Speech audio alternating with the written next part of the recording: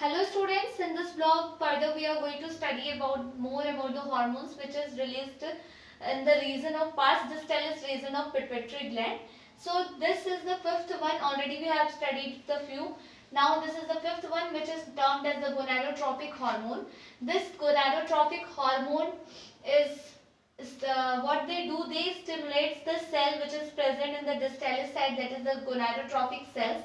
These are the cells which get stimulated and they secrete the hormone which is the gonadotropin hormones, just like luteinizing hormone is there and follicular stimulating hormone is there. This luteinizing hormone and follicular stimulating hormone plays a vital role in the various cyclical changes occurring in the male and female, and also it is helpful in the reproduction process by supporting the gametogenesis. In male, the spermatogenesis, and in female, that is oogenesis, that is the formation of ovum in female and the formation of sperm in the male. So this is very much important for that processes. Luteinizing hormone is one of the gonadotropic hormone, and it is in the short form we are mentioning as the LH.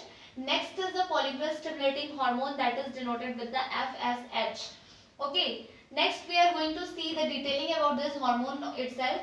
First is the luteinizing hormone. This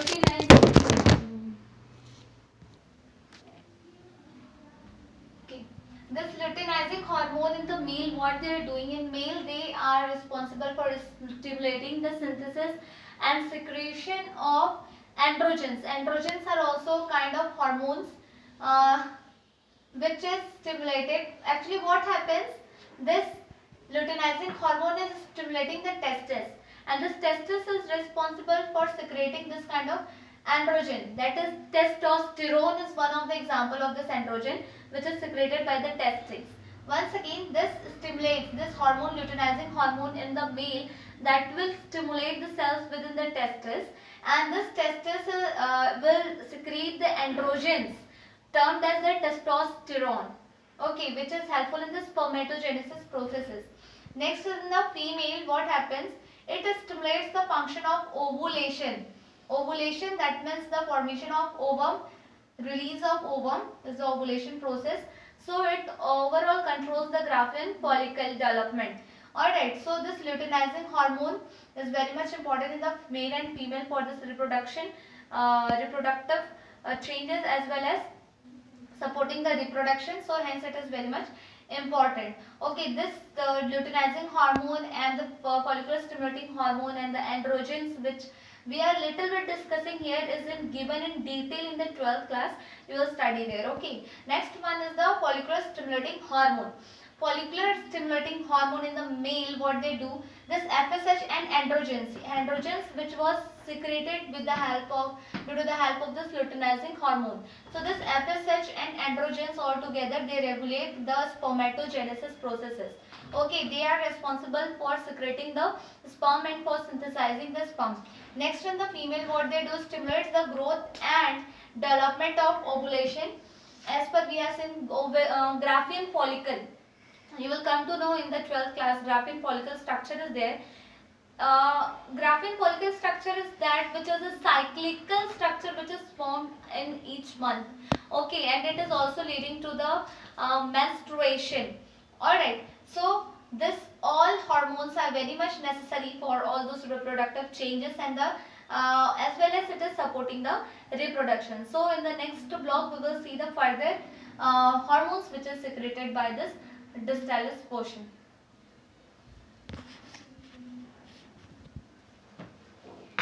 Okay students, till now we have seen the pars distalis region. Now we are going to see the pituitary, the another region, that the pars intermedia.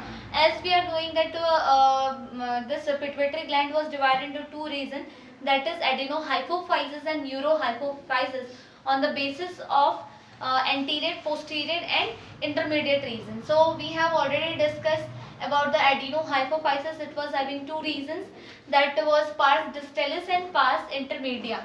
Okay, so this is the next part of the adenohypophysis region, that's the pars intermedia.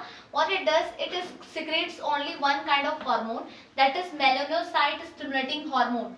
Melanocyte stimulating hormone, melanin. You would have heard that this is responsible for the pigmentation effect. Melanin is deposited in the body and it is regulating the skin color, right? Pigmentation of skin.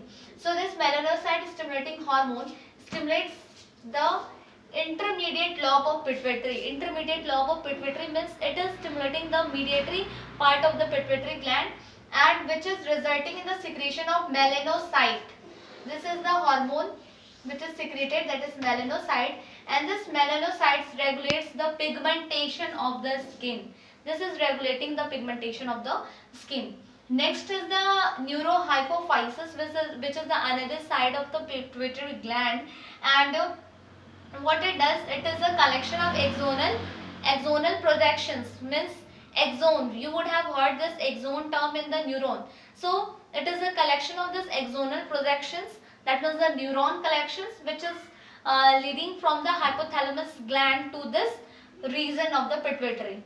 Okay, so the term is here, so the sentence is here, is a collection of axonal projections, okay, from the hypothalamus, which terminate behind the anterior pituitary. So it is terminating behind the anterior pituitary. And now with this neurohypophysis, what is this? This is actually the posterior region of the pituitary. Okay, forms the posterior pituitary and is responsible for releasing the two type of hormones they are releasing, that is the oxytocin and vasopressin. Okay, so oxytocin and vasopressin we will study now. This oxytocin actually it is acting on the smooth muscles. Basically in the female, what happens during the parturition, that is the delivery time of an infant. So during that time what happens, there is a strong contraction of smooth muscles present in the uterus. So that is contracting and contracting. As much strong contraction is there, that much production of oxytocin will be there, and as much production of oxytocin will be there, that much contraction will be there, and there will be the easy parturition process, and the offspring will be delivered out of the uterus. Okay, so that is there, and it is also helpful in the lactation period. So we'll deal this oxytocin and vasopressin one by one. Okay.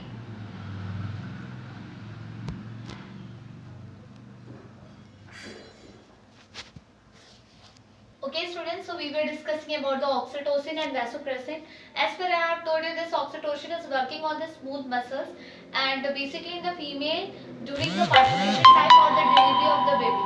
So here the point is, acts on the smooth muscles of our body and stimulates vigorous contraction of uterus at the time of childbirth.